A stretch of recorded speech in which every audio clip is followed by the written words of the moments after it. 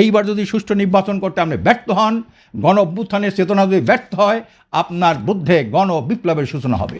নির্বাচনটা এই দেশের মানুষের একটা মৌলিক অধিকারের মধ্যে একটা অধিকার। এটা আমরা এই নির্বাচনের সুষ্ঠু নির্বাচনের জন্য ভোটাধিকারের জন্যে আপনার আইয়ুব খানের যে আপনার ওই যে কী বলে এটাকে বেসিক ডেমোক্রেসি ছিল, ওইটাকেই করে জনগণের প্রত্যক্ষ ভোটের দাবিতেই কিন্তু আস্তে আস্তে আন্দোলন সংগ্রাম হতে হতে আমরা স্বাধীনতা যুদ্ধ করেছি। কিন্তু দুঃখের বিষয় হলো এত কিছু করার পরেও পরবর্তীতে যারা ক্ষমতায় আসলো 73 সালের নির্বাচনটা আমরা যা দেখি অত্যন্ত দুঃখজনক। 73 সালের নির্বাচনটা একতরফা নির্বাচন, ভোটাধিকার ছিল না, এবং যারা ভোটারদের কোনো, আমি 2026-এর কথা বলছি এখান থেকে ধারাবাহিকভাবে আমরা কিন্তু সব জায়গায় এই সব অবস্থায় আমরা এটা দেখে আসছি। এটা হলো যে দল যখন ক্ষমতায় ছিল বা ক্ষমতার কাছাকাছি তারা কিন্তু মানুষের ভোটাধিকার হরণ করেছে, মানুষের ভোটারদের মানে কি ওই নিরাপত্তা বিঘ্নিত করেছে, সবই তো করেছে।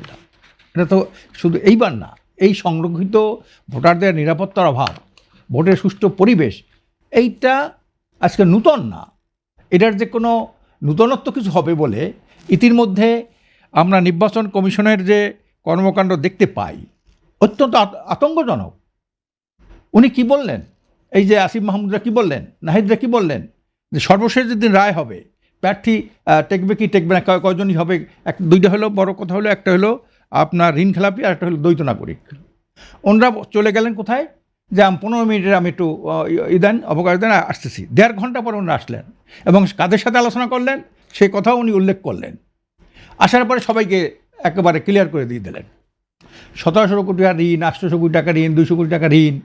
এই ঋণ করে তারপরে বিদেশে টাকা কোথায় রাখবে, হ্যাঁ, এমন একজন লোক কোথায় রাখছেন প্রশান্ত মহাসাগরের একটা অঞ্চলে, হ্যাঁ, সে নামও তো অনেকে জানে না, এই সব দ্বীপের জায়গা তারা এই চোরাই টাকাগুলা ওইখানে রাখবে, সেই লোকগুলো আবার আসে এখানে তার নমিনেশন। এই যে নির্বাচন কমিশনারের যে এই দুর্বলতা, তারপরে একজনকে ঋণ খেলাই বলা হলো, ঋণ খেলাবি, হ্যাঁ, কয় দুঃখজনকভাবে তাকে এটা দিতে হয়, তাকে এটা আমি দিয়ে দিতে হয়। এই যে প্রধান নির্বাচন কমিশন এবং কমিশনের যে আচরণ, এটা কিন্তু জনসাধারণের মধ্যে, বিশেষ করে রাজনৈতিক দলগুলোর মধ্যে অনেক কিন্তু আতঙ্ক সৃষ্টি করেছে।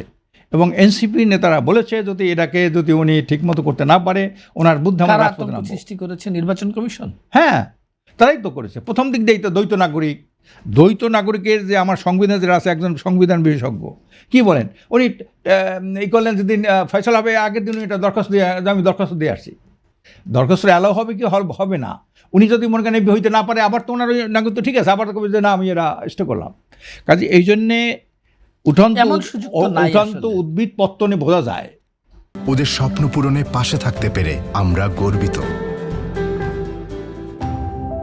এই যে নির্বাচন কমিশনের যে এই যে আপনার একটা দ্বিচারিতা, উনি লেভেল প্লেইং ফিল্ডে এখনও হয় নাই। আজকের দেখেন আপনার আজকের একটা লোকে বলল ডিসি অফিসের সামনে, ডিসি অফিসের ভিতরে, হ্যাঁ, বহুত লোক নিয়ে একজন প্রার্থী ঢুকে পড়লো। তখন এই আমরা একজন প্রার্থী জিজ্ঞাসা করে ডিসিকে যে এই লোকগুলো, এতগুলো লোক আমরা হ্যান্ড ঢুকলো কীভাবে? কয়েকটা আমি কী করবো বলেন, যে লোকেরা নিয়ে আসছে তাদেরকে আমার কি করণীয় আছে বলেন? বাংলাদেশ ব্যাংকের মধ্যে ডজন ডজন লোক একসাথে ঢুকে যায়, যেটা আগে এই ধরনের নিয়ম ছিল না। কাজেই যদি কেউ মনে করে যে ক্ষমতায় যাওয়ার আগে এখনই কম, আপনি দেখেন আমলারা তার সাথে দেখা করে, গোয়েন্দা প্রধান তার ইসে যায়, একটা দলের প্রধানের সাথে তার অফিসে দেখা করে, বিভিন্ন এই কী কয় প্রশাসনিক কর্মকর্তার সাথে দেখা করে, কার সাথে? তার দিয়ার সাথে। কাজে এইটা আপনি দেখছেন না, পত্রিকা আসছে না এগুলা। তা কাজে এখন এই বিষয়টা নিয়ে, এবং পত্রিকা তো ভালো মন্দ সবটাই তো আইতেছে, উনি ওনার আপনাদের সঙ্গে দেখা করে না গোয়েন্দা সংস্থার লোকজন? আমার সাথে দেখা করবে, আমরা কি ক্ষমতায় যাবো? এটা কি গোয়েন্দারা হিসাব নিকাশ করে? যারা করে, যারা যাবে, কার প্রমোশন দরকার, কার সুযোগ সুবিধা দরকার, এটা তো ওনারাই ভালো জানে কে যাবে। ওনাদের একটা রিপোর্ট আছে না, কীভাবে হবে? আপনারা কি ধরে নিচ্ছেন যে বিএনপি ক্ষমতায় গেছে? না, ধরিয়ে নেব কেন? ওনাদের আচরণটা কি? এটা তো একটা প্রত্যাশিত, ওনাদের তো নিরপেক্ষ থাকার কথা ছিল। আপনি ফুলের তোড়া দিল, দেখেন না ফুলের তোড়া, সেখানে 2 জন আর্মি অফিসার তার কাছে ফুলের তোড়া আগাই দিল।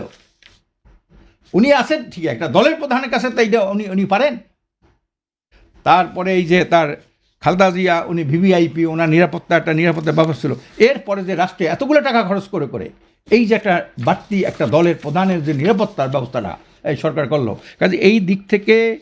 এবং মাহমুদুর রহমান মান্না একটা কথা বলেছে, জামায়াতের আমিরের জন্য কিংবা জামায়াতের 7 জন নেতার জন্য কিন্তু ইসি নিরাপত্তার ব্যবস্থা করেছে। তা করছে ওইটা আর এইটা তো এক না, কার সাথে কি করছে ওইটা তো জানি না। এরকম তো আরও যারা দলের প্রধান তাদের সাথেই থাকা দরকার ছিল।